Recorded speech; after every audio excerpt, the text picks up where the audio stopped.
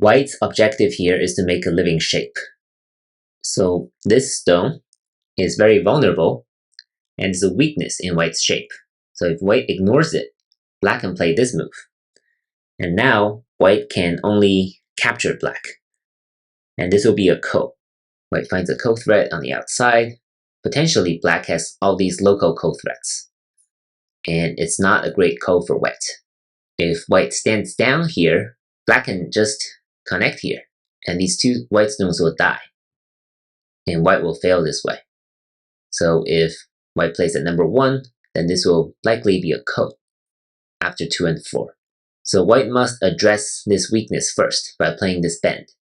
White is now threatening to capture these two Black stones by playing this cutting point. So Black must connect here. And now White can just increase its ice space. And White already succeeds. You can try some of the variations in here, like this.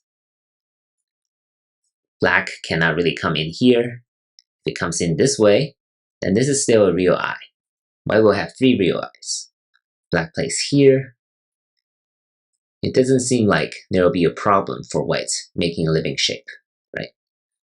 So it'll be relatively easy after 1 and 3, given the size of the eye space.